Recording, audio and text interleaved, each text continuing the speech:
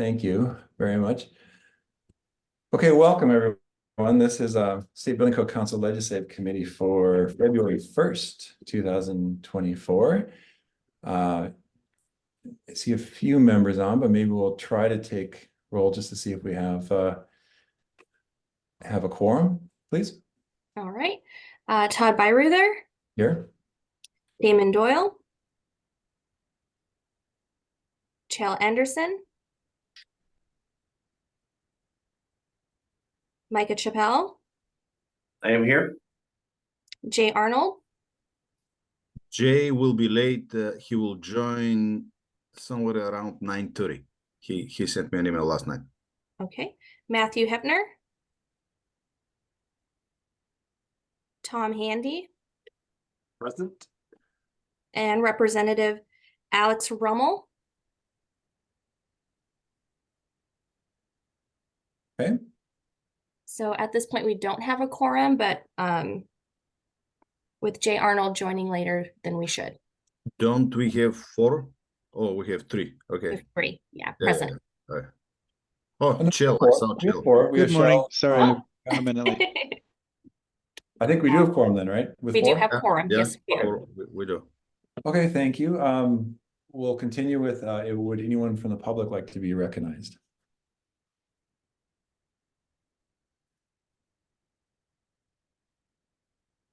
Okay. It's an open meeting, so we can see everyone anyway. Well, welcome everyone. Well, let's move to item number 2, review and approve the agenda. Can I hear a motion to approve, please?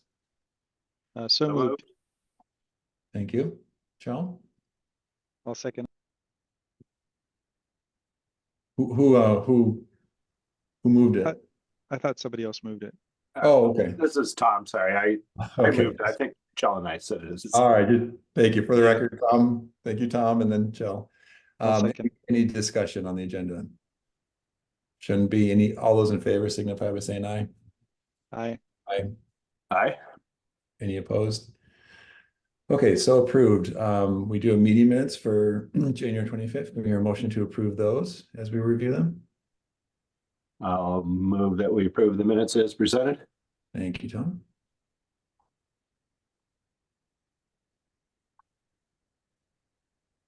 Is there a second?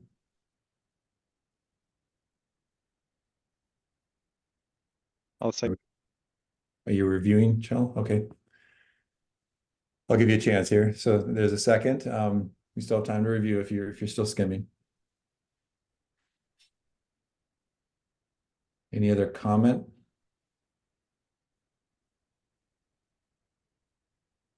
Okay, we didn't take any action, so if everyone's okay, all those in favor signify by saying aye. Aye. Aye. Aye. Any opposed? Okay, so approved. Okay,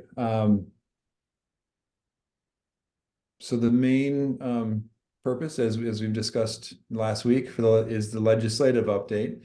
I think if Stoyan, if you or someone is willing to go through the list, I think that's probably the best way. We can prioritize however we see fit. For everyone else on the call, if you haven't been with us before, these we treat these as a very open meeting, so we welcome any comment and discussion from the public as we go through each bill.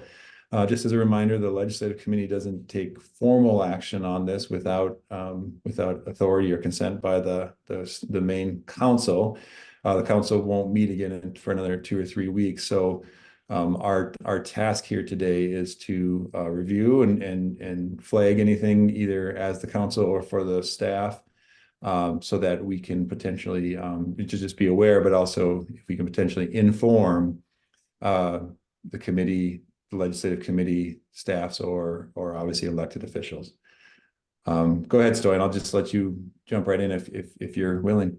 So I want to start with the cutoff calendar. It's posted on the website, so we'll keep it there for the meetings, and to keep you informed about the cutoff dates. The first one was yesterday, 31st. This is the House of Origin Policy Committee cutoff, and you see that the next Monday on February 5th we have the other cutoff. This is the House of Origin Fiscal Committee cutoff. So again, the first day was yesterday. We will update the bill report probably later today or as late as tomorrow, and we'll have the bills that were dead. So we'll have more information, but we don't have this information yet. So here is what we have so far. On the status report, I have the bills based on the number, but I have a brief summary under bills with directly related to SBCC business or bills with high priority. However, anything else, if you need to talk about any other bills, let me know so I can show the bill on the screen. We can follow the dates. The links will lead to the Lech website, so I'll do my best to show everything that you need. Okay, thank you. And how does everyone feel? Like last time, do we want to kind of prioritize as we start, or do we want to literally go by number? I think some of the high priorities, there are some things that are coming up, including today on, say, 2071, for example. Do you have a preference, Stoyan, or anyone else on the? I don't have a preference. You have the bills. Anything you want to talk about, I can spend special time on it. Okay, well, if it's okay, let's jump around a little bit, and then anyone from the public or the committee, let's start flagging and getting discussion in queue on certain bills. Do you have the second list, Stoyan, which also prioritizes the You need the dates for the hearings? just the upcoming ones, and for example? Yes, there is one today, and this is for this week. We don't have the schedule for the next week. We'll Oh, have understood. Yeah. that is for this week. Today, let's see, 2071. Yeah, 2071 goes appropriations at 10:30 today. 10:30, We'll yes. just talk about that if that's okay, since that's pretty. Sure. It's right here. So two tasks for the State Building Code Council. The first one was discussed many times, and Micah shared some concerns last week. This is for the work group, the technical advisory group that is related to middle housing / multiplex housing. And the second section was technical advisory group for recommending amendments to the minimum size of the dwelling units.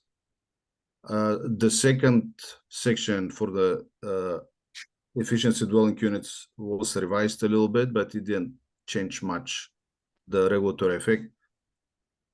The effective date, I raised the concern about the effective date, and I provided written testimony for today because I won't be able to attend the hearing, and I wasn't able to provide a long written testimony anyway, but I addressed the effective date. We have 3 or 4 more bills with the same issue, so I'm trying to follow up with the committees and the sponsors. Stoyan, was there anything else that you put in that written testimony? No, because I had like 10-15 minutes to act on Yeah, this, so I understood. didn't have Well, much time, but I had a discussion with Representative Duer, and I tried to summarize the concerns that were discussed the last time. Was there any feedback? I didn't see any change in what's No, posted. I don't have any feedback. I know Micah is here. I know Wabo was working with Representative Duer, so I wasn't aware of all conversation that was happening, so I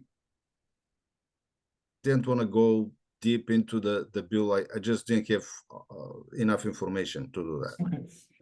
Well, last week I asked maybe if a couple of us could do a little homework on this. Are we comfortable talking a little bit? You know, Chell and I had a conversation. Chell, do want to characterize that a little bit? Maybe we can ask Micah and then maybe Andrea if you happen to have any information from. Sure. Yeah. AI Seattle is in support of the bill.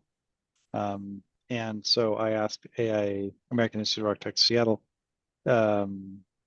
if somebody could talk to Todd and I about why AI Seattle is in support and the particulars of the bill. And so Matt Hutchins, Todd and I talked, and I think the big deal here, the big impetus is cost. Could we build more units under the IRC and maintain safety? So that's the reason why AI Seattle is supporting. I think Todd and I brought up some of the concerns that we talked about in the legislative committee, which include we don't know the outcome of the tag. The tag might recommend something, and we don't want the legislation to prohibit the council from doing something that the tag recommends, because the legislation is pretty specific about how the council would adopt this. It would need to be in the IRC, and some of the comments last time were that maybe the IRC might not be the right place because the tag hasn't convened yet and figured all this stuff out. So a little flexibility would be good. And then Representative Dewar reached out to me yesterday for additional comments, and sent me some comments from WABO, and I looked at those comments and made a couple comments on them and sent them back to the representative. I don't know, Todd, if that kind of covers Yep. conversation you and I had with Matt Hutchins. I also will say that the effective date right now, number 3, I think we agreed that the effective date of the code would be November, maybe, of 2026. So November that's 1st, yeah. yep. Okay. Yep. Cool. So Shell on that, and maybe Micah, so on that front, was there any sensitivity to or desire to let the tag help shape the structure between the IRC and the IBC, or was it still a very, very specific mandate for the IRC? It was pretty I had expressed my concerns about where the final thing is, and my recommendation was to have this be part of the state building code, which includes all the codes. So if it fit better under a different code, then that would be fine. So that was my recommendation. And then my recommendation also was to consider all the life safety stuff from the IBC, but not requiring every single life safety thing from the IBC. Because I think that's the intent of this bill, is to not have it be the IBC. I also said that the tag would have to figure out lots of things, including how this works with the energy code, because the energy code does not have the same residential cutoff that the IRC versus IBC has. So the tag has a lot of work to do, and I really don't want to presume the outcome of what the tag recommends. That was my main strongest point, was let's not presume what the tag is going to recommend and require it. Yeah, I think that's consistent. I'll let others speak to this. It's really not a concern about whether it belongs in the IRC or IBC. It's harmonizing across the multivariable calculus that we're all trying to address with development codes, with current appraisers, issue above 4 units. There's a lot of different inconsistent cutoffs at 3 units, 4 units, 6 units, so forth. And so it's more trying to find the right form to bring those together. Anyone else like to speak? Is Micah? Yeah, just a clarification from Chael. Did you say 4 units? Is that the change that's coming? Oh, no, I did not intend to say 4 units. Okay. If I said 4, that was a mistake. I said 4 in appraisers, just to make everyone confused. Yeah. It's interesting, the folks that are supporting this, we are in the same issue across either WABO or Seattle, and to openly say that we're in favor of reducing fire and life safety standards for 6-unit structures is really surprising. Not only that, this bill is going to reduce the number of accessible units available if it exempts them from the building code, and that portion of the building code does not get brought over. So I always sound negative. This is a good bill. I just think it's going about it the wrong way. We've actually talked about at the technical code development group creating an entire middle housing code that is separate from the residential code, the 1 and 2 family code, and the building code, and creating something that maybe even allows up to 12 units built out of one code. So if you take 3 units to 12 units in one code, and then 1 and 2 family dwelling elsewhere, and then the building code. But it's surprising to see the support for reducing accessibility and reducing fire and life safety, all in the name of saving some money. We do understand there's affordable housing crisis, but does that mean they get less housing and less protections? Sounds like that's going to be the case. However, hopefully the TAG can come up with something that's beneficial, and we'll go from there. I know we're going to try to submit something as a proposal from the WABO Technical Code Development Committee. So hopefully we'll get a lot of input on that. And I know we're addressing other areas of the country that are looking at similar items, and we're coordinating with them to try to come up with language that functions without losing, again, life safety standards and accessibility. There's an example of North Carolina did this similar bill this last cycle, and they capped it at 4 units, which would help to address the accessibility item. A lot of folks that, of course, brought this in and said, oh, Memphis did this, Shelby County, Tennessee. No, they did not. They tried to, and they got more or less smacked down by the state fire marshal's office that says you can't do this. So they had to modify significantly their proposal and codes and bring back in many items from the building code, because it did remove a lot of fire and life safety items that were important. So hopefully we can find a better balance in this than just supporting it based on the need for housing, and make sure we bring over the important parts of the code without reducing life safety or accessibility. Thanks.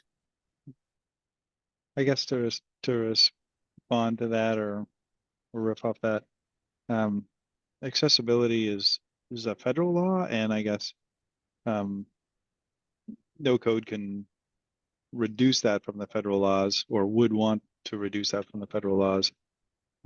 Micah, does the building code increase accessibility from the federal law? No, but you're conflating 2 items. There's many jurisdictions, of course, that do not enforce the federal law. However, they do enforce Chapter 11 of the building code, which does address type A and type B dwelling units, and the minimum percentage is required. So if you exempt these from the building code, in other words, 3 to 6 units will be built out of the building code and be required to provide a certain percentage of type A and type B units. It's irrelevant of federal law. So please don't conflate the 2. They are different. You will still have to provide the there are certain regulations for federal law. In other words, talking about the Fair Housing Act, which will still affect 4 units. So yep. Now you're going to have, folks were, part of the complaints about this, I have to go to different codes. Well, if you're getting public funding for anything in your affordable housing project that does up to 6 units, you're going to have to adhere to the Federal Housing Act. Local jurisdictions don't enforce the Federal Housing Act. So it's going to be fun, but there's a lot of nuances there that I think this doesn't capture, and that's what I'm talking about. Thanks.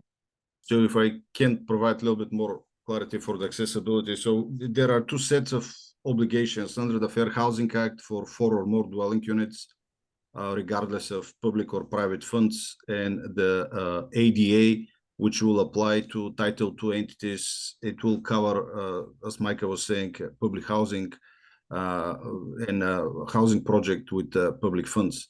And Chell, you as an architect, you are required to comply with those, otherwise you'll get sued.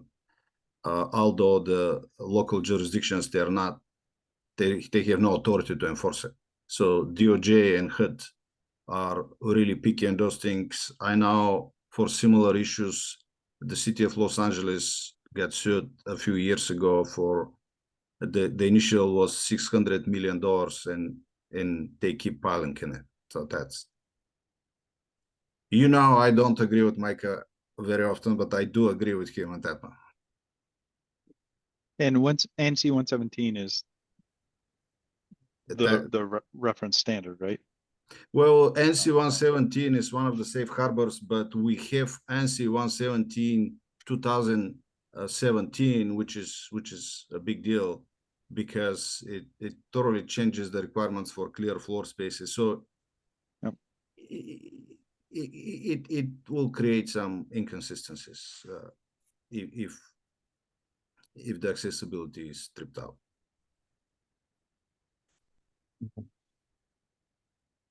Okay, well, anyone else, any representation from home builders or so forth that are strong advocates of this? I'm going to apologize. I was trying to do this meeting on the road and it didn't work well, but I'm in the office now. Welcome, Chair. So I'm a little bit late. I would defer to Andrea, see if she has any comments. I'm in the car, so if you can barely hear me, that's why. But Andrea, BIW, we are supportive of the bill, and I don't want to go into too much detail just because others kind of hit home what we were supportive of. But to kind of, I guess, address Micah's concern, I personally have lived in suboptimal living conditions, like a storage unit. Experiencing homelessness as a child. So I would rather reduce some life safety measures if it means more affordable housing and roofs for people. That's just my own personal experience and opinion. But I think, Damon, correct me if I'm wrong, I think builders would be supportive of that. Yeah, I concur. Damon, thank you, Andrea. Damon, now that you're here, did you pick up any of the discussion about how we navigate the energy codes, the thresholds, if they're different between the IRC and the residential versus commercial energy codes? No, Todd, I'm afraid I didn't. I was able to sign in, but I didn't get audio until just moments ago. Yep. So Okay. Do you have any thoughts on that? We were talking a little bit about just harmonizing against the different thresholds between 2 units, 3 units, 4 units for appraisals. This goes up to 6 units under IRC. So are you asking which energy code would be most applicable? Well, that's just one of the many considerations. So I just wondered if you had any thoughts on it. I didn't mean to put you on the spot, but I did. Yeah. I mean, off the cuff, I would lean toward the residential, obviously. If for no other reason that it seems a little simpler and easier to apply to, but yeah, I'm afraid I'm a little bit behind on this issue. I'll have to do a little bit more hard digging. No worries, no worries. Okay, well, anyone else like to speak to this? I don't know if there's any action here. Again, that I guess we can inform more. It's too late probably to testify today, but it's public hearing today. And is there anything that is felt necessary to inform from the legislative committee to our capacity? Andrea, go ahead. Yeah, I just wanted to kind of put something back at the forefront too. He might need, if this passes, he might need to look at that scoping change between the energy codes that has to do with like interior corridor, woody walk up, whatevers that were switched as well. So that's just something to be aware of for next cycle. Okay, everyone track that? Just to clarify, what is meant is there was a definition change. So if you enter a residential unit in a multi-unit space from an interior corridor, you are in the commercial energy code under the 2021 set of codes. If you enter from the outside, you are under the residential code if you're 3 stories or under. And that's changing? So it was under the 2018 energy codes. If you're 3 stories or under in multifamily, in general, you're under the residential code. In the 2021 codes, it changed. So if you're interior entry residential, you are now in the commercial energy code. Got it. Whereas if you're what's called a woody walk-up, Yep. exterior entry, 3 stories or under, you're generally under the residential code. under the 2021. Got it, understood. Okay, thank you. Micah? Thanks, and thanks, Andrea, for your input. I definitely don't want folks to think that the code officials are against this bill. We are in support of this bill. We have some concerns on this bill that we voice, and we are working directly with with the primary sponsor, Representative Dewar, this cycle and last cycle.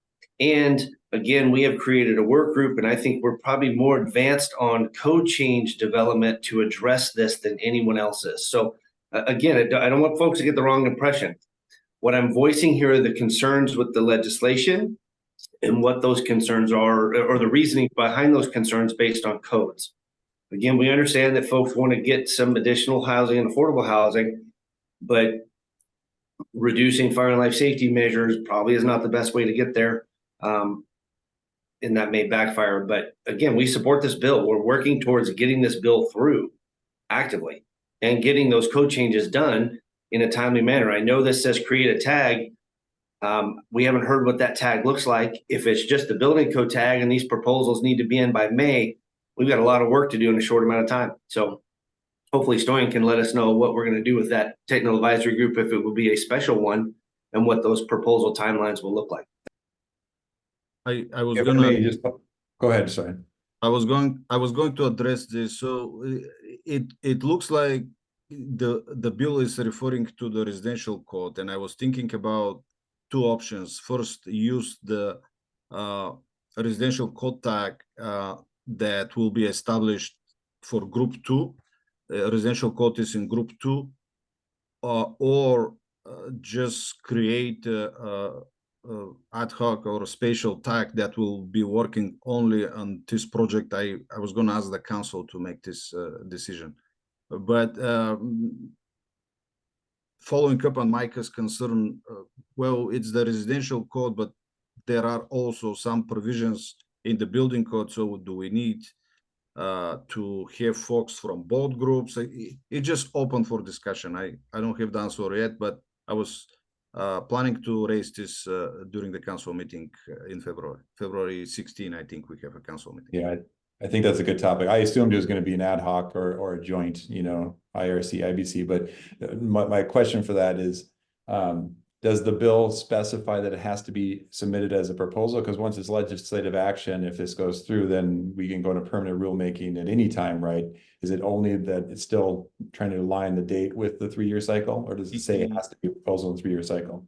It aligns the date with the 3-year cycle. So the language in the bill, it cites the effective date, July 1st, 2026, but it says the council shall act on the adoption or shall adopt or something. And our formal adoption is prior to July 6th. So it was a little bit unclear, but when you read the analysis from the ledge staff, they are talking about the effective date. So it was a little bit inconsistency between. So I assume the intent was to align with the triennial code adoption cycle. And this was the conversation. I met with Representative Dewar last year when 1167 was discussed a couple or 3 times with WABO. I think the building industry attended some of these meetings as well. So we were talking about aligning with the triennial code adoption cycle. But getting to my question, because it's legislative action, it doesn't have to necessarily be a formal proposal in the 3-year cycle. That triggers the possibility for permanent rulemaking as long as we still hit the date aligned with the 3-year cycle. Is that correct? If we're running in a different track for this particular project, it is possible. But as much as we love that, for there are pros and cons. Okay. Aligning with the triennial code adoption cycle and using the same schedule will help with the time frame. Yeah. Having a different technical advisory group and running on a different track will have, I guess, more time for discussions, but will be really close to meet the triennial time frame. Well, I was going to say discussion and or potential feedback for next legislative session if there's something that would need to be tweaked if the tag or group ran into challenges. So Okay, Spencer, please. Hello, can you hear me? Yes. Hey, so I guess I'm speaking unofficially, representing Habitat for Humanity Moses Lake. We build houses for low-income, families, and one thing we're seeing is that, in the applicants that we get, people, can barely afford $600 a month, $700 a month in these mortgages, just where they're at financially. And so I guess I kind of understand where the push for this is, but I do appreciate your conversation in trying to make these living spaces safe. We don't want anyone, to get a house and have to lose something later on because it wasn't built correctly. So thank you. Yeah, Spencer, just thank you for that. I'll put a little commentary. Yeah, I think the context of our discussion is really the technical implementation and creating enough pathways. I think the legislative intent is both clear, but also the prerogative of the legislature. So, but I agree. I think that intent of affordability and aligning with the other codes is clear. Thank you, Katie. Yeah, I guess I was gonna basically point out the same thing. I mean, I know that we have to implement whatever the legislature decides, and to like Andrea's point earlier, and I think Micah as well, it just seems really important that they be informed that there are potential impacts to fire and safety measures, that you kind of can't have your cake and eat it too necessarily. And so I just think, I do think that it's on the legislature to make that choice, like, and give that permission. And so I just hope that they know that. And I don't know where I land on it either, because I see both things. And I really do appreciate Andrea's point earlier and Micah's. So it just seems like them being informed of that. And I don't know who does that, if that's Stoyan or. Yeah, it's a good question, Katie, because you weren't here last year. So we're still, and I asked this during the council meeting, are we still operating on the action last year that the legislative committee, specifically the executive director Stoyan, or I believe, correct me if I'm wrong, the chair of the council, not the chair of this committee, has the authority to inform legislative staff or electeds. But we can discuss it as long as we're not taking a position that the council is more appropriate at the council level to take. Like to say we oppose this, that would take council action to do that, to inform and to give guidance from the legislative committee, especially within a public forum. That, in my opinion, was captured within the authority given this committee. That seems right. So, to that question, is there anything we would, as a committee, like Stoyan or in this case Damon, to inform on this bill?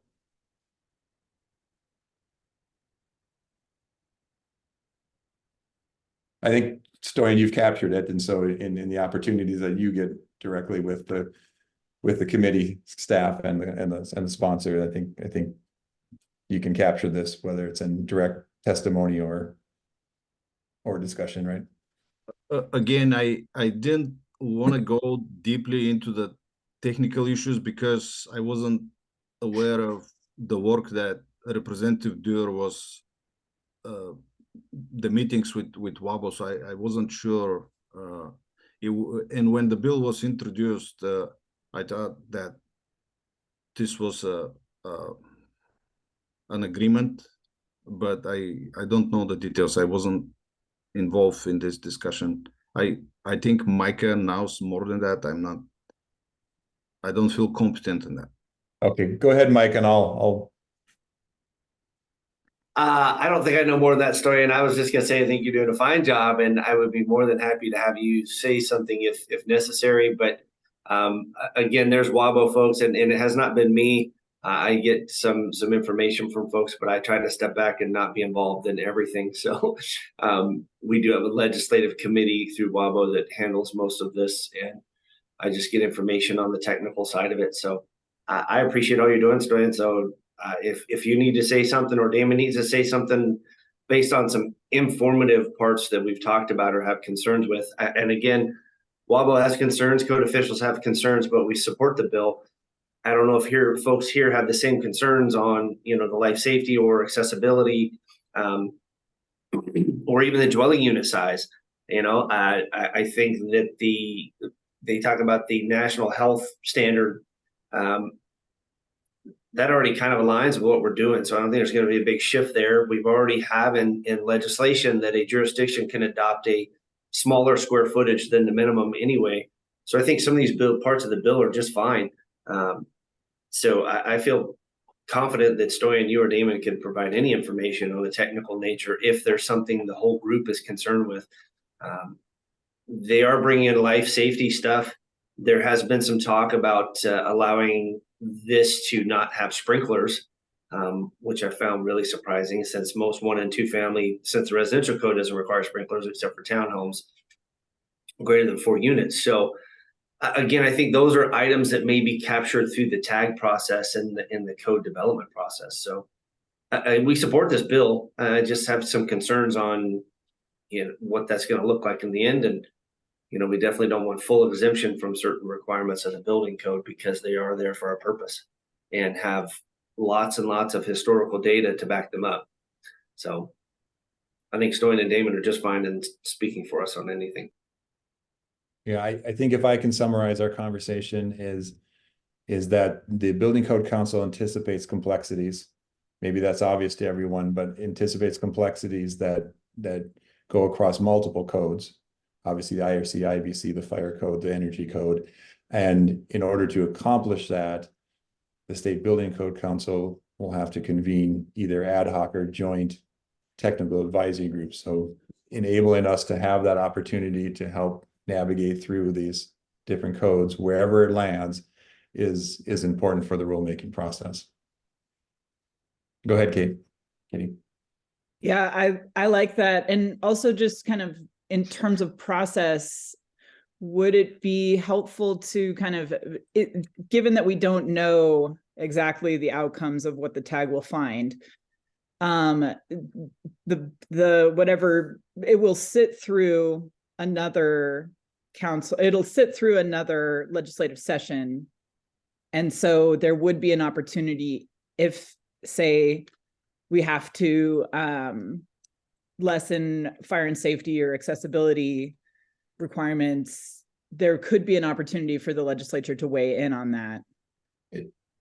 It would, and that exactly, Katie, and my point, sorry to interrupt you if I did. No, that's that was my comment also, to say maybe this doesn't belong in the first cycle. I don't remember what the IRC is anyway, but so that we don't have to go to approval on December 1st of this year, that if there are questions that we need some legislative direction next session, that technically is possible if this was open through all the way till December 1st of 2025, which is the real date for this cycle. Is that correct? Yes, for the residential code, yes. Yeah. So okay, anyway, I see, it's in phase, it's in group It's 2. in group 2, yes. Yeah, I think that'd be good to let it sit and fester a little bit, as they say, just because there's so many unanswered questions that we may need to address. Or, are we going to allow these 6 units to each have ADUs or accessory dwelling units? What is that going to look like? Things like that are not answered here. Then we're going to have, the possibility of a 12-unit building without accessibility and appropriate fire and life safety. So there's a lot of questions that the legislation is not going to answer this time around. But maybe we can look at getting the code proposals or tag going, and then maybe have to address some of those really big outstanding questions through legislation next cycle. Great comment. That's where I have concern, is that I agree, we start the process immediately, whatever that tag looks like. But if it's going to point heavily on the building code anyway, And we are starting group 1 on the building code on chapter 7, for example. And if there's anything in there that we need to, you know, like that would be relevant that we start addressing that this year, not in group 2. So Yeah, because I that's a don't big think one. we split like the ICC, right? We're still dealing with chapter 6 and so forth in the building code this year. We're not splitting structure out like ICC. Yep. Yeah, there's gonna be a lot of questions that go along with it. I have a feeling this will be open for the full code cycle. Just to kind of answer all those questions, because structural's a question. It's like you said, fire, life, or, you know, chapter 7 of the building code. The IRC already points to sections of that chapter for separations for townhomes and other structures. So it's going to be interesting to see how that plays out. Yeah. Good times. Okay. Well, if there's not anything else, I think we've done a good job on that today. Okay. Let's move on to another high priority one that you're choosing, Stoyan. I want to talk a little bit about 2452 because we have some 2452. This is for manufactured housing. So it requires the council to exempt manufactured housing units, to add an exception in the building code and exempt manufactured housing units from compliance with the WE code if the manufactured housing units are approved prior to March 15, 2024, prior to the effective date of the WE code. So the issue here is the authority. And I just got an email from WABO, and Micah is here if he's aware of this conversation, but the council in general doesn't have authority to set standards for manufactured homes. They are built under preemptive HUD standards. There are a couple or 3 exceptions. One is the fire sprinklers. The other one is items not specifically cited in the HUD code. I'm just paraphrasing here, summarizing. And last year we met several times. I can't remember if Micah attended this meeting. I know there were building officials that they were upset that the council makes the illusion that the WE code applies to manufactured homes. But when researching this bill, it looks like all codes, they have similar requirements. And the other issue I was having was that the entity in Washington State is LNI, the entity with the authority under RCW 4222, RCW 4222A, and WAC 296-150M. And I had a discussion with LNI, and they said they disagree with my interpretations, but I wasn't making any interpretation. I was reading what the WAC says, and I coordinated with Dirk. So to summarize everything in one sentence, yesterday I met again with, folks representing manufacturers. What I told them was that I will ask the council if the council agrees to issue a formal opinion regarding these manufactured homes and whether or not, any code applies to these manufactured homes. I have a meeting with Dirk. I will coordinate with him as well.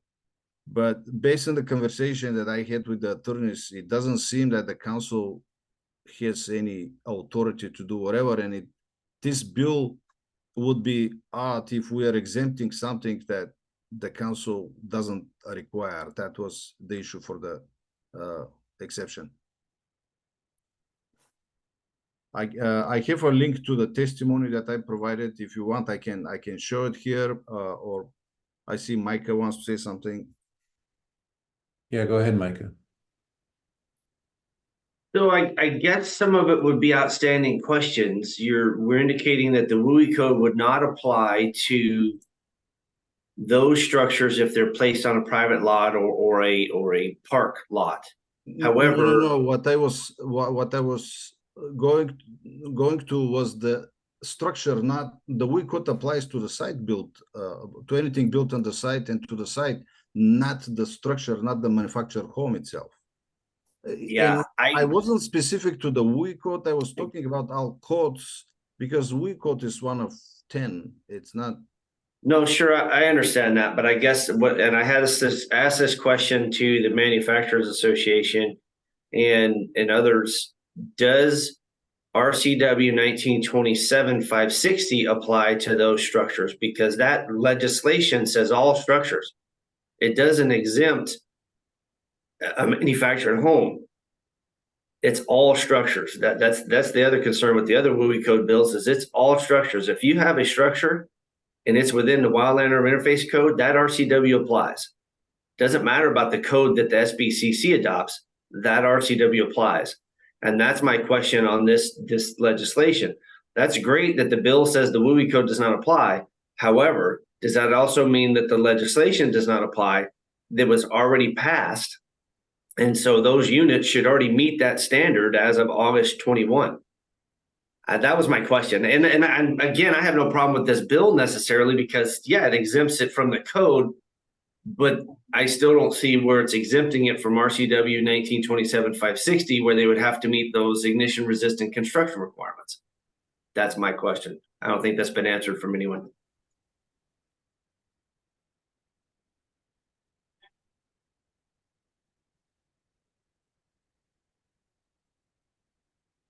Anyone else? It raises really good questions. I still have questions for HUD. I'm happen to be in DC next week with a workshop, and I have lots of questions for them just to educate myself on this. So good luck, because the manufacturers reached out to HUD, and HUD just like, nope, we're not getting in the middle of that. I know. When they came down, That's what I mean. It's got to be in person. You got to pin somebody down and say, "What?" Yeah, We understand this. I'm interested to hear that, Todd. So I contacted HUD last year when we had these discussions, and I think Kel and I also contacted HUD, and I know what they were told. And the other thing was, I worked in California. I worked with this department that was responsible for manufactured homes. So the same answer was provided by HUD that what I've seen, and this conversation didn't include Micah 1927-560. I don't have the answer for that, but the approach was, well, the WUI code is not specifically cited in the HUD code for manufactured homes, and if the entity with the authority adopts the WUI code by reference, the code would be applicable throughout the state. This is, again, in summary, what the feedback I got. And I don't know if SBCC has any authority on the manufactured homes. But I think that's Stein, is that, am I understanding, Micah, your point that it may preempt the building code, but it doesn't preempt the RCW? Yes, that's correct. Okay. Go ahead, Chell. Yeah, I mean, the WUI code doesn't even go into effect until March 15th. Right? So I guess maybe I missed something in the conversation, but if all the codes go into effect March 15th, why would if housing units are approved prior to March 15th, wouldn't they already be not have to comply with the WUI code? I guess I'm not seeing how this is even doing anything. Well, Micah was referring to 1927-560. So we have two things, whether or not 1927-560 applies to manufactured homes, and the second part is whether or not the State Building Code Council has any authority over the manufactured homes, which, again, I'm sharing a personal opinion, but I discussed it a lot. I don't think the council has any authority for the structure, but not on the site. But even if we did, the codes don't go into effect until March 15th. So in other words, anything that's already approved by March 15th would not even be subject to the WUI code, right? If these units are not required to comply with 1927-560, which again, I don't have the answer for that. So the issue with these folks is that they have inventory for millions of dollars. They have the units already constructed, and what I was told that some building officials are enforcing the WE code over these infrastructures, or are saying that they will be enforcing the WE code after March 15. So my information is secondhand, so I don't know if this is the case. I'm just sharing the information that I got. You mean there's a situation where it may not be permitted on the site yet, but the building is already The building is already constructed. inspected They have many. They have by many. LNI to. Yeah. Okay. Go ahead, Andrea. And just as a side, everyone, I'm afraid I have to leave at 10, but I can hand it over to someone so if we can identify who that is. If we have Damon as the vice chair, I can't remember. But go ahead, Andrea. Yeah, I was just going to say that's exactly what we've heard too. It's the inventory that is going to be sitting and not going to be permitted or anything until after that March 15th date. So that's where they're coming from. Whether or not I think it might be beneficial for the council to come up with a formal opinion, and maybe having it be a formal opinion in collaboration with LNI, depending on how all this shakes out, and if we can get a firm answer about who should regulate it or be responsible for that enforcement piece. So Yeah, thank you for reinforcing that, Andrew. Okay, go ahead, Micah. I think it's a good bill. If we want input on this WUI code bill, I think it's a good bill. I think they should be exempt from the WUI code and applying that right now. However, I still maybe think we need to reach out to the legislator, Van de Weg, for the 2018 RCW and see if his intent was to include those structures, because then they would have to comply with that RCW if they were built after August 2021, would be my understanding, unless the intent of that legislation says otherwise. But it does indicate all structures, and the updated legislation that I'm sure we'll get to says the same thing. Pretty much all structures are going to have to comply if you fall within that risk map. So good times, but good bill overall. Go ahead, Tom. Yeah, doesn't this have quite a bit of interplay with 6120? No, because if 6120 passes, then the mapping and all that other stuff essentially goes out the window. We can talk about that a little bit more, when we get to that. But it seems like that would interfere with this a little bit. It will. So I didn't want to involve 1927-560, although I agree with Micah that we need some legal help with that. But the issue with the exception in the building code was the legality of this exception.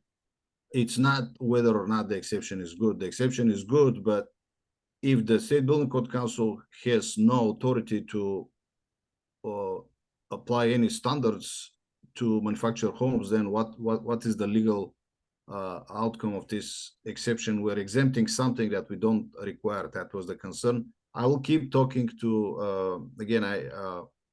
I'm meeting with Dirk, I think, tomorrow. And I'll keep talking about this. LNI, we had a short conversation, and the conversation ended when I was reading the WAC that is related for manufactured homes, and when they told me that they disagree with my interpretation, so I want to reach out to LNI as well.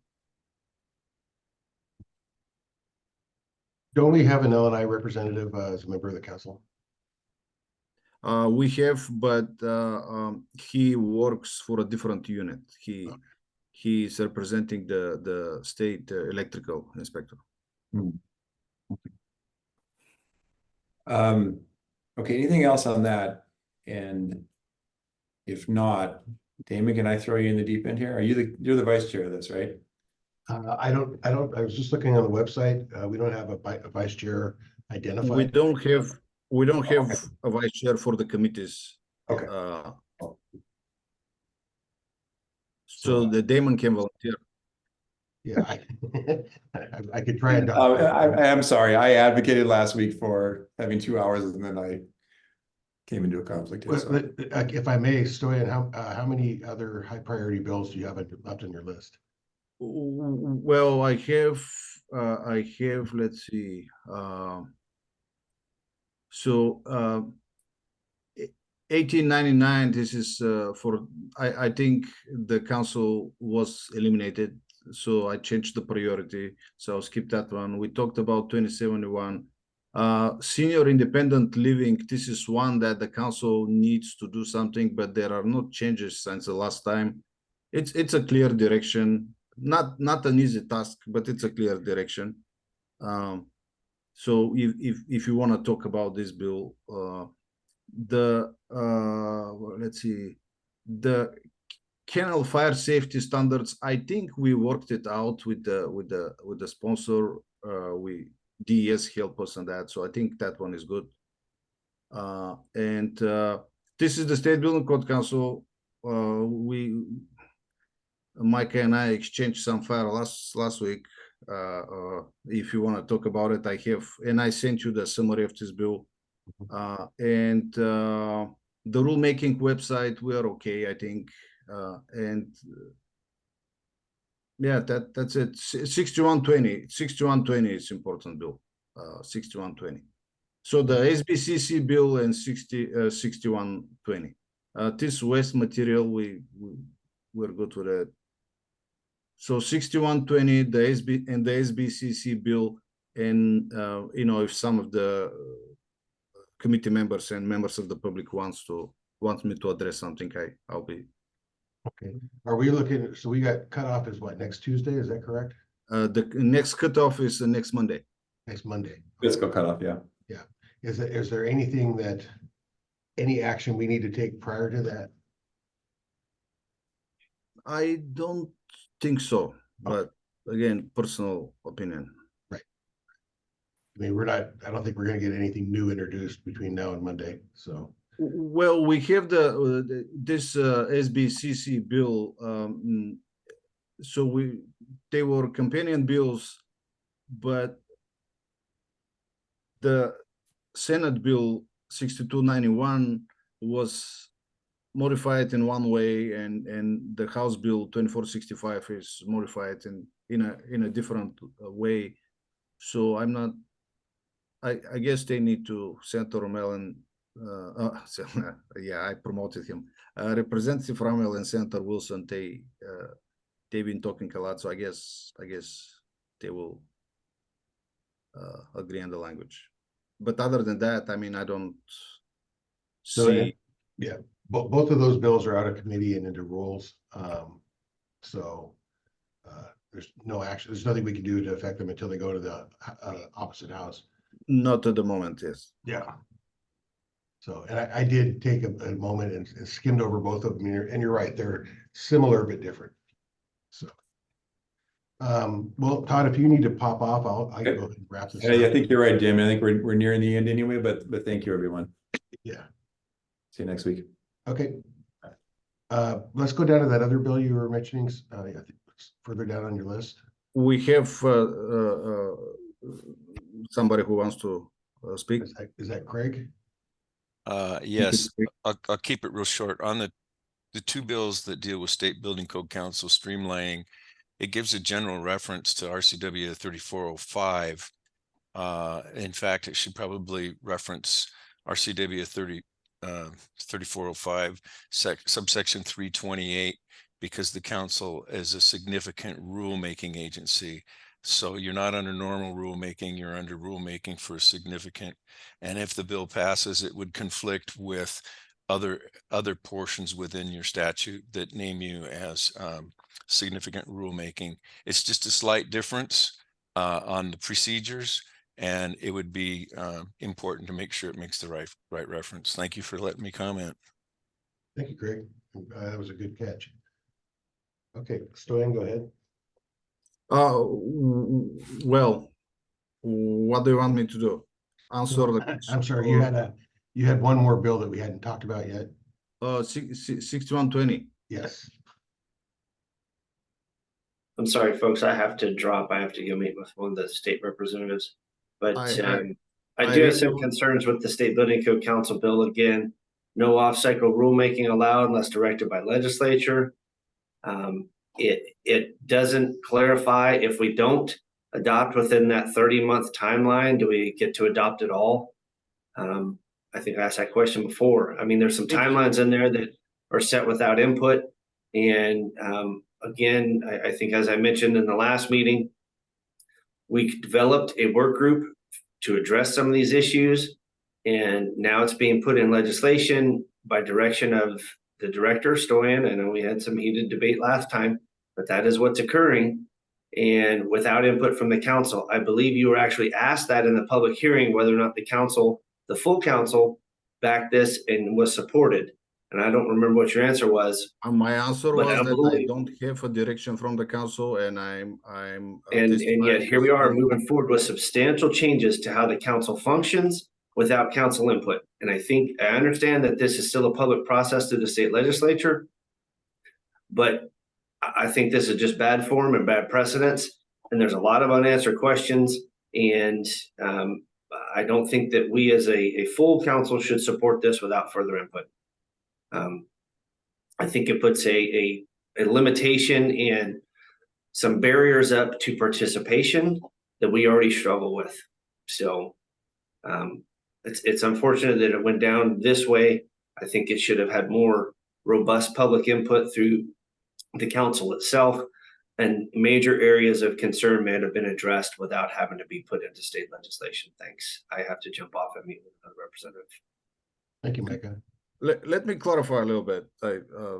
I'm sorry, Micah has other stuff, but so the SBCC managing director is responsible for the day-to-day operations. This includes, the budget and filing and organizing the process and contracts, publishing of the codes, those kind of things. As you know, you directed me to start negotiating with the model code organizations to publish the codes. And then DES is the entity that is overseeing the State Building Code Council staff. So DES has no authority over the adoption of the codes, but DES is overseeing the SBCC staff. And I don't know if you're aware of that, but there was many discussions about SBCC and what we're doing and why we are struggling with many things. And it seems like nobody wants us, right? So the task for me that I got from DES was, you fix it or we fix it, right? And I reached out to Senator Wilson and Representative Rummel. I told them my concerns. So Micah thinks I'm a magician and I can require them to do whatever I want. No, that I didn't craft the entire bill. I provided my expertise based on the, again, day-to-day operations and what the staff is struggling with and what the stakeholders are complaining about. So everything else was, and 7 folks were working on this bill. So again, you're overestimating me a little bit, especially Mike. And in this bill, there are 2 or 3 new things that were added, but most of these items they already exist in the WAC, or we discussed these provisions with the work group and twice at the council meetings. And I did my best to introduce things that we would have an agreement with. The 30 months that Micah was citing, this is, the council has 30 months to act on the adoption, not to adopt it, to act on the adoption. What does it mean? We filed the CR 102, that's the first act. We say, hey, we are going to adopt 2024 International Building Code. So our stakeholders, design professionals, building departments, cities and counties, they are aware of what the council is doing. We don't want to surprise them. The emergency and off-cycle rules. We discussed that too. We had 115 filings the last code adoption cycle without taking into account miscellaneous like scheduling and stuff. Think about we're adopting and publishing 2024 codes. And we have a contract with ICC, and I'm meeting with ICC tomorrow to discuss those things. But if we have too many changes, if we are making changes to the codes every month, how will we keep up with the publishing? That is a main concern. Emergency rules, because of too many emergencies and too many off-cycle rules on the fire code, all other codes, 2021 codes, are already published and available for sale or for use, and the fire code is still on the printer because ICC can't keep up with all these changes. And think about 10 codes for the 2024 code adoption cycle. So I don't have a personal agenda. I just wanna develop codes. This is why I came. If the council, and I'll make this offer, if the council doesn't like this, I will leave, not tomorrow, I will leave yesterday. So if you think that I gain anything from this, no, I don't. I took a risk, and I think the council will benefit from it. Do I like everything in this bill or these bills? No, I don't. But this is a bipartisan bill. I'm SBC staff. I reached out. I provided my help.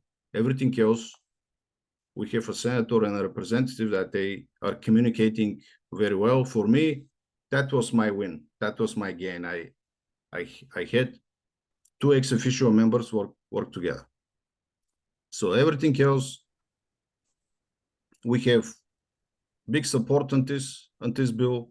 Again, do I like everything? No, I don't. But in life, you don't get everything you want. So this is all I want to say. Okay, thank you, Stein. Jay, go ahead. Yeah, I think there's a reason why the legislative process is often referred to as sausage making. It's messy and not the way that we'd like to do it, not the way that we conduct business when we're adopting codes. That said, we've got a bill that appears to have some momentum that we're talking about. I guess the question that should be before this committee is this something that the full SBCC needs to weigh in on? Is this something where it would be important either because something that's in the bill that we need to make a strong statement on, or one to support such that it's going to be important to call a special meeting so the SBCC as a whole can say we're for or against this set of bills? And up to this point, I'm not hearing that, but I wanted to ask the question specifically. Do you have a response to that, Stein? It's up to you how you want to do it.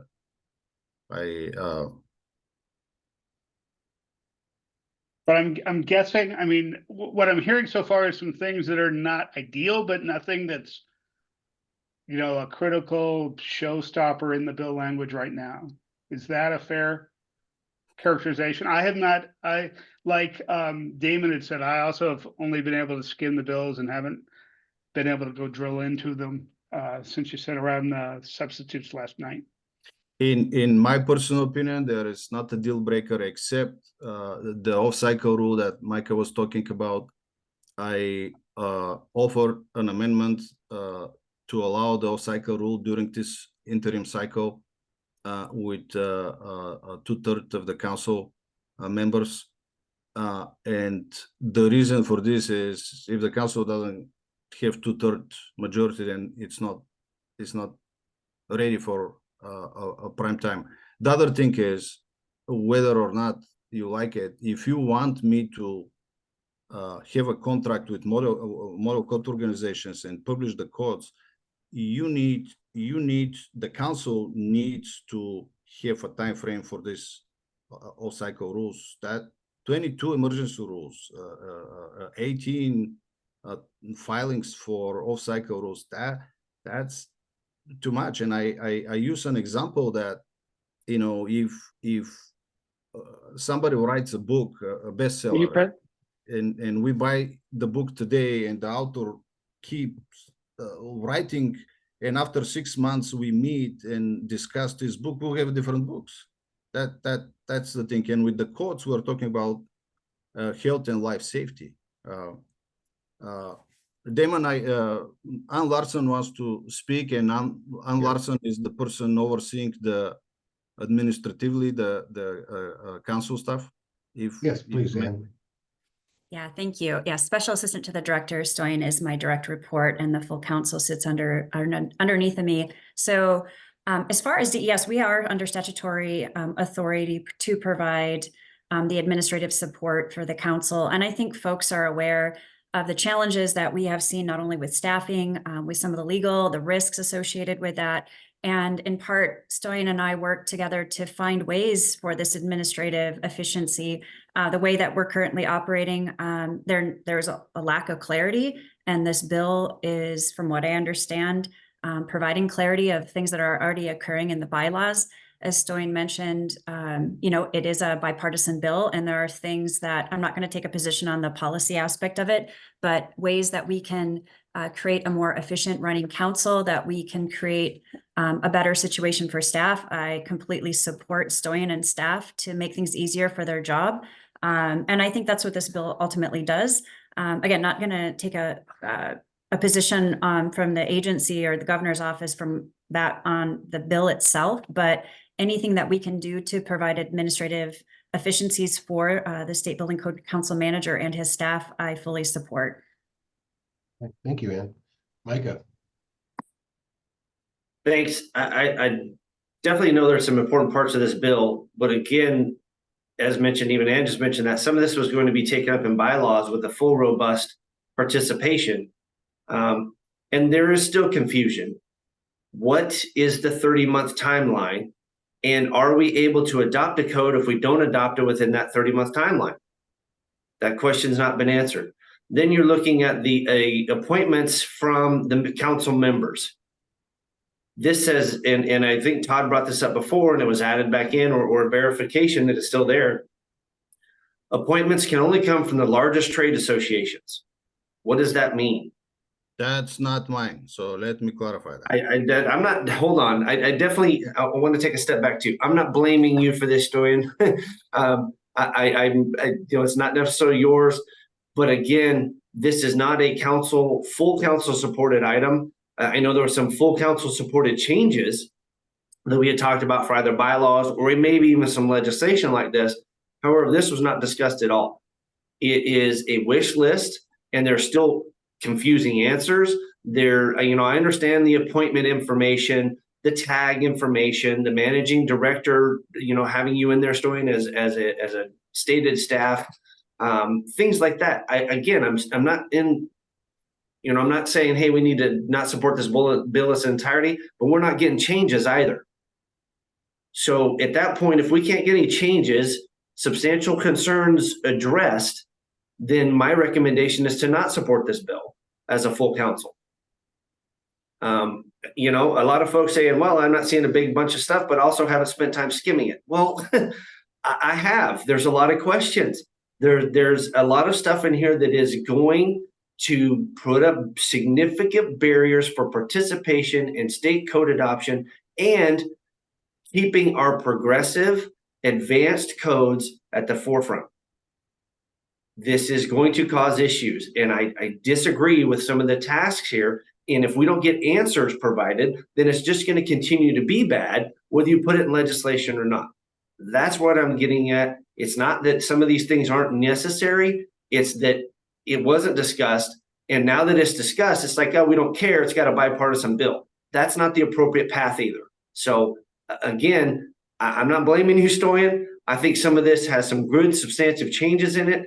However, there are some things that are still going to be a problem, and we're just being ignored when we raise these concerns. That's it. Thanks. Tell me a question and I can provide answers, but you're making comments and I've asked you 3 times. This is my 3rd time on this question. I answered if the 30 we months. do not adopt within 30 months, are we able to adopt? Yes or no? Yes, that is not the legislation. The council shall adopt. The council shall act on the adoption. This is shall act within 30 months. And if it doesn't occur within 30 months, what happens? That's my question. Well, you have to act on adoption anyway, because you need to say, are you adopting something or you don't adopt something? within 30 months, you will provide some consistency and assurance for the code users what the council is doing. That's the main point. Not to adopt within 30 months, but to act on the adoption. Are we adopting something or we don't? That's the main concern. I'm getting the complaints. I'm getting the phone calls. I'm getting the emails. Folks are getting crazy with uncertainties. That was the intent of this. So I already discussed this with building officials and with WABO. So the intent is not to prevent anybody to adopt in advance something from the future codes. I may not like it, but the intent was never, and it was never intended to address that. The intent was to regulate somehow emergency rules and off-cycle rules. And I think a sentence for the off-cycle rules was unintentionally missed, but everything was intended to clarify, okay, these are the adoptions that you can do. These are the criteria you can have. Many of those subsections, they're already existing, or they're from 3405 from the Administrative Procedures Act. There are some specific items for the council, but it's not something brand new, with a few exceptions that I don't want to talk about and that I didn't propose. It's not something that never was discussed. And Mike, I get your frustration, but I'm asking for a little understanding. It's fine. Like I said, a lot of this I understand. I asked a simple question and there's still no answer. If, as stated in this bill, the council does not take action on adoption within that 30-month time frame, what can the council do at that point? If the council That's the question. Not act on adoption, it means the previous code will be in place. So then we'll have a 6-year code cycle since we're not allowed to take action. Is that what it's saying? Again, that's the question. It's a confusing question. Maybe, I don't know, but that section says shall take action on adoption. If we don't do it within that time frame, what occurs? You're the director, or Ann is the director. What occurs after that 30-month timeline if we do not meet it? And it's a straightforward question. Okay, let me jump in. I'm going to jump in here. Remember that we've only cleared the first hurdle. Okay, we've got the bill out of the first, house, and we got 2 bills that are similar but different. Now is our opportunity to get in and clean up any of this language. Stoyan, if you could get a concise opinion from perhaps the sponsors on Micah's question, what was their intent, so we can see if we need to weigh in on that. And then if we could also do an analysis of both bills that we could consider at the next legislative committee meeting next week, that would be wonderful too. I sent you the summary last night in an attachment, and I can speak about the 30 months because I proposed the language. And this was the intent, the council act something. The council needs a reason to say we are not adopting this because of something. So this is the act of adoption. We are adopting a new code. We don't want to adopt anything. There should be a council decision at that time. That's the intent. And again, I can speak about this because I proposed the language. It will give the stakeholders and the code users some certainty what the council is doing. And that's the intent, not to prevent something. It's just for the council to act on something. The council to say, we want to stay with 2018 code. We want to adopt 2024, or we want to adopt 2030, whatever this is. It's the act that the council needs to do. And there should be a reason why the council doesn't want to act for it. Okay. Jay, I saw your hand up a moment before ahead of Craig. Did you have something quick? Or? Yes. I think you covered. Okay. You covered my question. Thanks. Craig, go ahead. Yes, just real quick, as I'm listening to both Micah and Stoyan and being familiar with the rulemaking process, I keep coming back to, is the action really the filing of the Code Revisers Form CR 101, CR 102, CR 103 are the official actions and the milestones in the administrative rulemaking process that are meaningful to people that have followed the State Building Code Council process for years, because they know the 101 is announcing we're going to do something. That's taken an action. CR 102 is announcing these are our proposed rules. That's an action. The CR 103s is this is our final rules. They're going to sit before the legislature. That's an action. So I don't know if that's helpful, but my brain keeps coming back to the terms in which I've become familiar with within the Washington system. Thank you for letting me make the comment. I hope it's That helpful. was the intent, to combine all these actions. That was the intent. So the action starts with the CR 101, the action and adoption. Or if there is no action and adoption, then the council needs to say, hey, we are within the triennial rulemaking. The RCW 1927 requires us to adopt codes. We need to say, well, I don't make the decisions, but the council needs to say, are we adopting something? Are we passing the code adoption cycle? Are we passing 2 codes? Whatever the reason is, but the council must act. This includes the CR 101, CR 102, CR 103. This is part of the act. Again, that was the intent. Roger. Yeah, I will apologize. I missed the first half of this meeting, and so I'm not quite sure I should comment because I didn't get all of the information.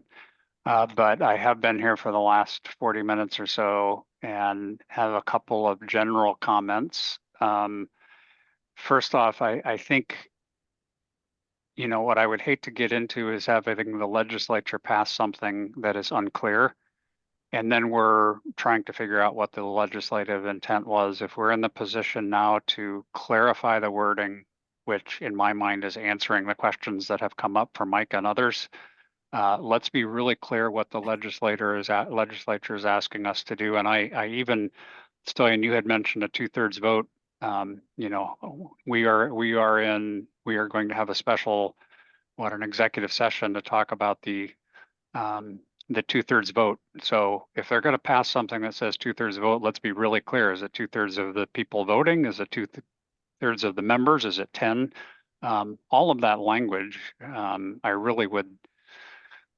we should be pushing now to make sure that if they're going to pass something like that, that type of language is very clear and it is not ambiguous. And then just from what I've heard, you know, and again, I recognize I was not here for the whole thing. It seems like if there's a legislation that would impact what we are going to do with the next code cycle, then I think I would like to understand from the full council what that is.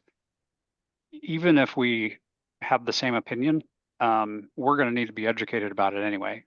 If they're going to pass something that we're going to need to know for the next code cycle, it would make sense for us to have a meeting or at part of a meeting just to discuss that, if for no other reason that the whole council gets educated about what's in the bill, so we know what's expected of us moving forward.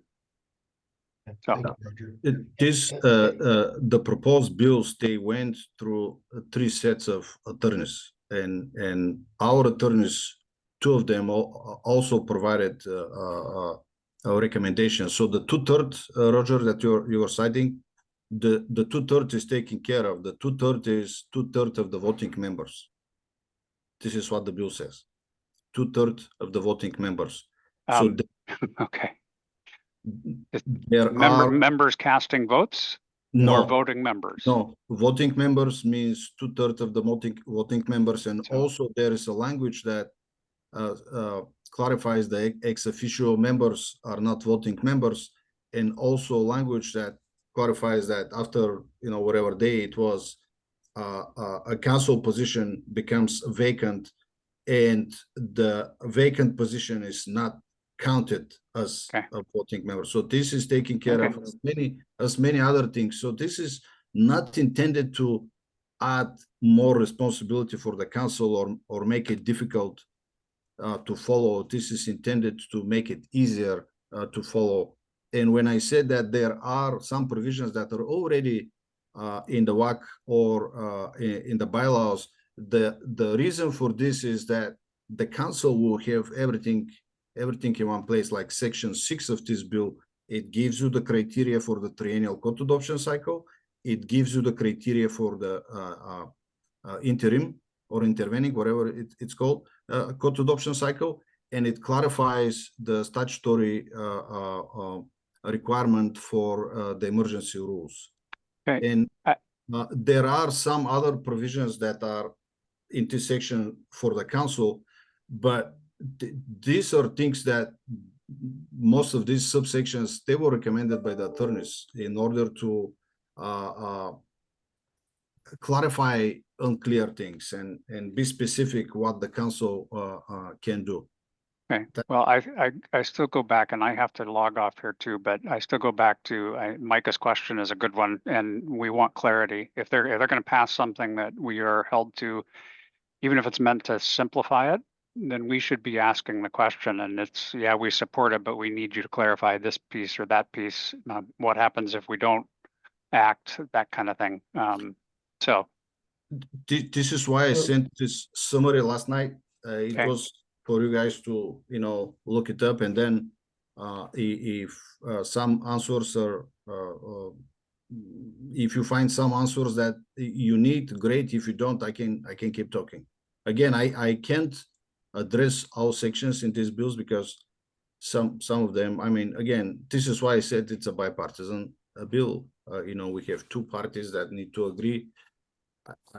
I can't be responsible for everything. I can be responsible for the language that I suggested, and some of the other language I didn't suggest, but I attended the meetings, so I can try and clarify the intent, although even if it wasn't suggested by me or Ann Larson.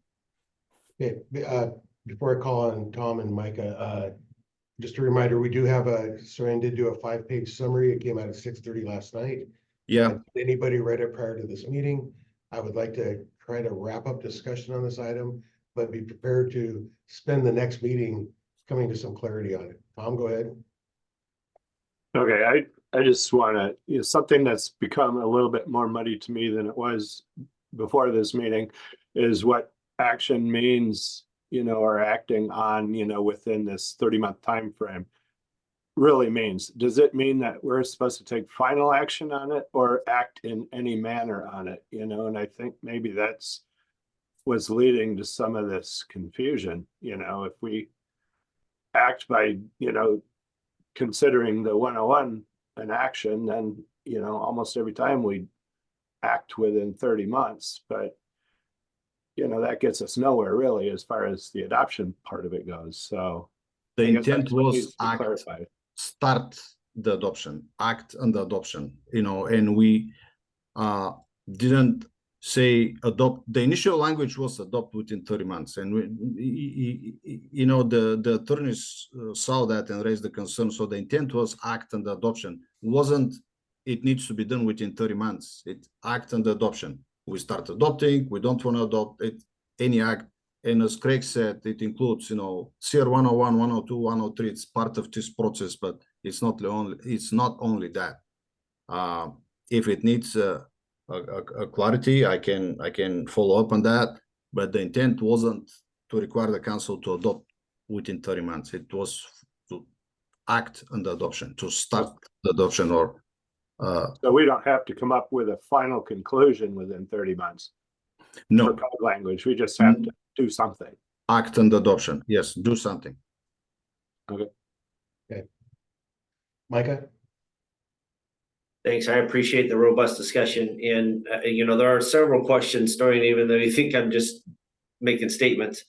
I encourage everyone to read through this bill thoroughly, including the new sections, especially section 6.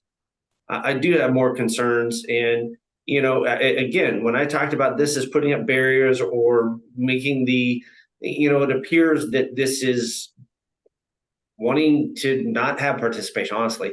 When you look at section 6, I mean, it's limiting what the council can and cannot do. We could submit an emergency petition, or someone could petition for an emergency rule.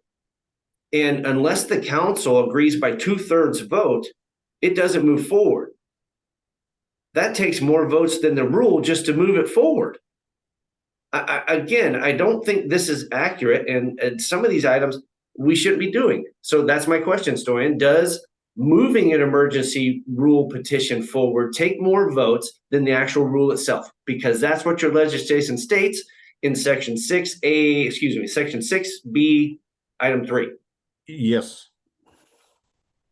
Do you want me That's to- stunning to require an emergency rule petition to be able to move forward, to have more votes required than it takes to move the rule forward once it's There approved. is a reason to be for heard. that. If the council doesn't agree on the finding for emergency, this is the difficult part, the finding of emergency.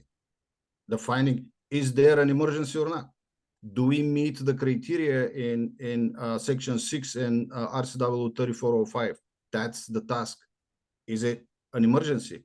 Because I'll give you an example. We I understand that's the task. You don't need to go through it. So we're already short on time.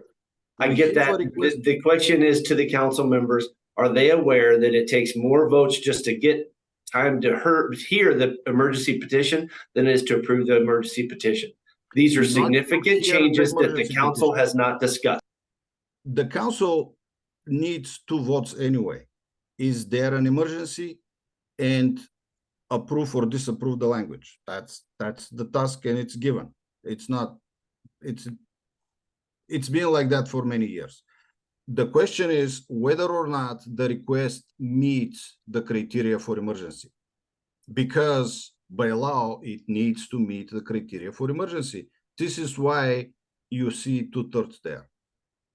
And for adopting the language, if there is a need for emergency, for adopting the language, we have the initial provision. My initial proposal, Micah, to be honest with you, was for 2/3 for both. And then the sponsors of the bill agreed on 2/3 for approving the finding of emergency, if the emergency exists, and majority for approving the language. Right. I know you wanted more votes because you stated in meetings before that you don't like doing emergency rules and you don't think they're appropriate and you'd like to just stick with the base model code. We all know that. And I think that, again, you're putting stuff in legislation without input of the full council. And I'm just saying, I think that's a bad way to go. There's a lot of sections here council members need to read. Micah, it's not what I like and what I don't like. We hit 3 emergencies that we weren't able to file because we couldn't file. I know that story, and I guess that's the other concern I have is you all talked about addressing stuff with the code revisor's office and how to make modifications there so it's not so difficult, and yet instead we're getting changes to the council rules and how to adopt or amend or petition for amendments in the process, and we're not changing the other end, which is the actual problem. And again, folks just need to read this thoroughly. Thanks. I did my part of the work. Okay, I was talking to a code revisor's office for more than 1 year. So the decision was that now we will not, I will say again, we will not be filing any language with the code revisor's office. We will keep filing CR 101, 102, 103, small business economic impact statement. We will not be filing the language. So I did my part of the job, right? And now we're communicating with ICC. We're communicating with IAPMO. We will be publishing 2024 codes. That's my part of the job. I will do that. But the council as an entity needs to give up a little bit. I need to do my job. I promised to do something. I agree. I agree. You guys need to understand. I definitely agree. The only thing I disagree with is you haven't discussed those needs of what the council needs to give up with the council. You're just putting in legislation. And I'll stop talking. I know other needs to talk. Sorry. Yeah, I need to implement a virtual gavel. I don't know how we do that. Let's get out of the weeds again. We haven't had time to analyze the letter. We haven't had time to go through the bill. So let's focus on doing that next meeting. Chell, did you have something quick to add? Yeah, I just wanted to say that I think Senator Wilson brought up this idea for a bill a long time ago, and I think she is helping lead it. And so having 2 council members leading a bill in the legislature is certainly not an end around under any circumstance. That's the legislature's purview to do. And I fully support Stein having input into that because that's what he needs to do. I don't, a bill never needs to go before the council. That's just, there's no basis for that. I wish that the council did have a time to see this bill before it is passed or not passed and provide lots of input into it, because I think that will make it better. And I have fully read the bill and have voiced my concerns. So again, I hope that we can take this up at the next legislative meeting. Gonna have to get Todd's buy-in on that, but we've only cleared the first hurdle. There's more language to be cleaned up, and then these could both pass still significantly different and have to have, conference committee in order to get them to merge. So there's opportunities for us to fix and provide input. Is there anything else that we need to address today? For the rest of the bills, no. As I said, there are a few bills that have the effective date July 1st, and I'm working on it. Okay, all right. Because I too thought this was a 1 hour meeting, so I'm going a little bit over my time. Tom, go ahead. Yeah, I just wanted to make a couple of comments on 6120 before we totally wrap up. Yeah. I did read through this, and I took interest in it, not only because we brought it up last time too, but because I'm a member of WASAC, and WASAC, the Washington Association of Counties, is supporting this. I think there are some issues with it that I brought forward to WASAC. Number one being that if it does pass just as it's written, it eliminates the current map altogether, and it reverts back to the 2018 code. But the 18 code says that you have to have that map in order to go forward with the hardening, and so it kind of conflicts with itself. So it doesn't seem like it could even operate. The only way that it possibly could is if the counties or cities had their own map, but then they don't, they may not necessarily have that right away. And then would they legally be able to even issue permits in maybe a questionable area that may or may not be on a map? So anyway, there was a lot of stuff. Feedback I got back from WASAC is that they're actively working on, an amendment that doesn't look like it's come forward yet, but, that would address those types of issues. And then on the, strictly the county side, then if the county did want to change it, they'd have to address how they're going to fund, doing their own map, to counties and cities. But that was separate from the SBCC issues. Okay. I noticed that was a Senator Vanderwedge is the one who processed. I think it was his language that started the whole movie thing in the first place, right? Back in 2019, wasn't he the bill sponsor for that? Or am I remembering it correctly? Stoyan, do you know? I think so. Micah, go ahead. Yes, it was Senator Vanderweg from 2018 that put the original bill together.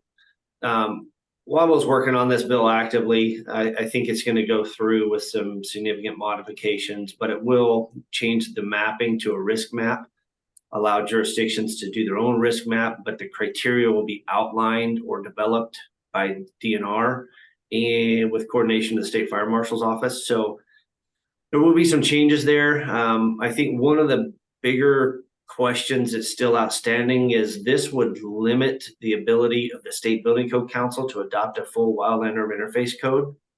We can only use the sections of the legislation, in other words, only RCW 1927-0 or 560.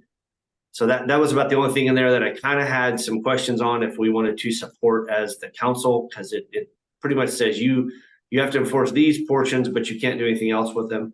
However, it does allow the jurisdiction to adopt the entire WUI code still. But of course, we brought that up before, and I think Derek mentioned that jurisdictions cannot modify that WUI code without approval from the State Building Code Council, since it would affect those residential dwellings. So again, that's my only concern is this, that again, this is the only code where they're putting code language in legislation, and this bill now says the SBCC cannot adopt anything beyond what was in that legislation. So this does limit some authority possibly, and maybe that's going to be some legal gray area that Dirk can address, but we're working on this bill. I think it does have some benefits, so that's it. Yeah, it would pretty much nullify what's going to go into effect on March 15th altogether. Okay, Shell? Yeah, my understanding from the WCAG was that if you limit it to just the sections under the original RCW that directed us to do something about having a WE code, that was not a complete code. It was missing pieces. So that's why one of the reasons why we adopted that. So I guess I would be concerned that if our tag found that we couldn't just adopt those sections specifically enumerated, that we would essentially have a code that was not, did not self-reference, did not have the charging language, did not have all these pieces that code needs to have in order to be enforceable. So I guess that would be my concern is I think there's some glue that needs to hold these pieces together, and saying you can't add glue to hold the pieces together is probably an overstepping by the legislature into code language. Yeah, thank you, Jill. And I will note this bill does have an emergency clause on it too, so it goes into effect immediately. Andrea? Yeah, so I just wanted to, I don't know, I guess address the 4 areas. It's my understanding that the original bill was passed with the, I guess, understanding that the whole WUI code would not be supported statewide, and to kind of illustrate that, I suppose, would be removing the defensible space, which is, up for a public hearing, I think, this month, which diminishes the code in a bit in one of its sections, and also can work against housing affordability, because if you're having to do, home hardening versus defensible space or whatever, there's a lot of things that I think by adopting more than what was originally requested in the legislation causes more issues. And I don't know, I on principle, I really just dislike that we're taking out a whole chapter of the WUI code, just simply because we're scared that it's going to cut down a lot of trees or whatnot. And I understand the need for, keeping trees and whatnot, but if we're arguing that we want the entire code, we should not be exempting certain sections. So I'll just leave it at that. Micah? Thanks, Andrea and others. Yeah, this is a tough one. And to answer Chael's question, it doesn't fix a whole lot. However, I think the majority of the support comes from it's going to change the map. But what hasn't been really spoken to is that the map is going to be, at least the criteria is going to be more complex, because it's going to assess risk, wildfire risk, not vegetation and vegetation management. So risk takes a lot of factors into play. And then that criteria is going to be spelled out. And for a jurisdiction to do their own map, they're going to have to follow that same exact criteria. So if for the folks that have been involved in this, there are wildfire risk maps out there. FEMA puts one out. So if you go and look at FEMA's map, it's going to probably exempt a third of the state of Washington out of the WUI code, probably the western third. The downfall is those jurisdictions that may have had a path forward to remove part of their, or say they were a gray area on the current wildland urban interface map. Now, if they are in a very high risk category, they're not going to be able to remove any portion of their jurisdiction from that map. They're going to have to apply those standards in RCW 1927-560 to all their structures. No ifs, ands, or buts. And you're not going to have a better path to, modify your map, or again, if you're providing defensible space, or, 1.5 times conforming defensible space and have conforming water supply, to take that into effect. One of the exemptions that we're talking about in the public comment coming up, for water supply, you can exempt from defensible space. It won't matter, because if you fall within that risk category, you have to harden your structure per that RCW, no exceptions. So yeah, you're going to exempt a lot of the state out of it, but you're also going to capture a whole lot more than you were previously. Again, that's kind of the downfall of this bill. It doesn't fix a whole lot, but it has a huge broad support, and we'll just see how that goes. But I appreciate everybody's time. And I want to say to Stoyan, I think you're doing a great job, Stoyan. You are doing your job. So don't take my discussion on the bills the wrong way. I appreciate a lot of stuff that's in that current bill for the SBCC. There's just a few items that need better clarification. And my biggest heartburn over the whole thing is that we started this conversation with the council, it got dropped, and now it's being forced through legislation without additional discussion. And I just think that's bad form. However, you're doing a great job. I appreciate everything you do. So again, I know you don't take it personally, but I just want to mention that I appreciate your time, Stoyan, and all you do, and all your staff does. Thanks. And for putting up with me. I want to thank everybody else for that too. Okay. Okay, so I think we're again 45 minutes over what we anticipated, unless you were at the last meeting and knew we were coming in to 2 hours. Is there anything else pressing that we need to address today, Stoyan? No. Okay. And please, for this SBCC bill, I'm always available. You have my cell phone, you have the emails. If you have questions, I think many of these concerns that I heard that were raised, they are due to different interpretations, or the language can be more clearer. But and the other thing that, and I want to finish with this, we are starting with 2024 adoption cycle. Yes, we went through all these bylaws and policies and procedures, and I will have this agenda item for the next meeting. I still have proposals for this, but we spent more than a year without moving anybody. If we miss the 2024 code adoption cycle, that's the first cycle that I took the responsibility to publish the codes with the model code organizations. As staff, I need the clarity. As staff, I need to know what we are doing and not to get surprised because there are other entity after me that I need to work with. So again, I don't have a personal agenda here. I'm not pushing what I like.